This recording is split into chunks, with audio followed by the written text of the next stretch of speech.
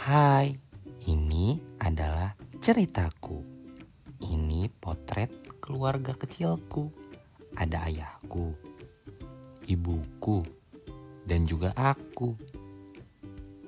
Sejak kecil, orang tuaku suka sekali mengabadikan setiap momennya.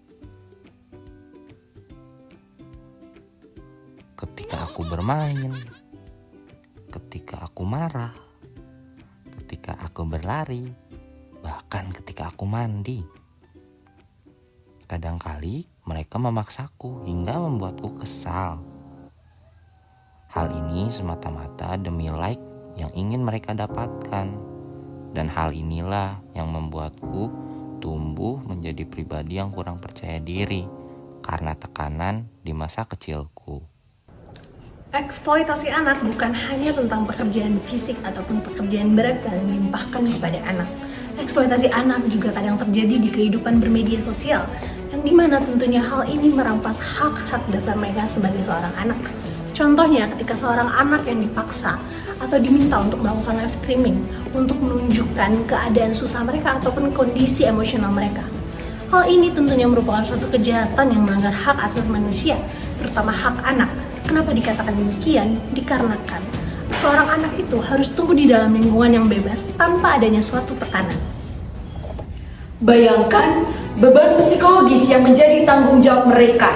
Trauma, ketakutan, hilangnya kepercayaan adalah luka yang sulit disembuhkan. Anak-anak menjadi korban eksploitasi, sering kali mengalami gangguan kecemasan, depresi, dan bahkan kesulitan dalam membangun hubungan baik dengan orang di sekitarnya. Pernahkah kita benar-benar mendengar suara anak-anak yang terenggut masa depannya?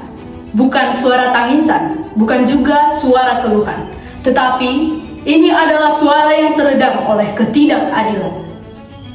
Hari ini kita akan mendengarkan, kita akan melihat lebih dekat lagi pada kenyataan pahit yang seringkali tersembunyi di balik dinding-dinding rumah dan juga jalanan yang ramai. Masalah ini seringkali kita abaikan atau bahkan kita tidak menyadarinya. Anak-anak yang seharusnya bermain dan belajar dipaksa dengan dalil kita kan cuma gabut, jadi kita merekam dan ternyata dapat cuan loh. Jika Anda melihat adanya eksploitasi, jangan diam.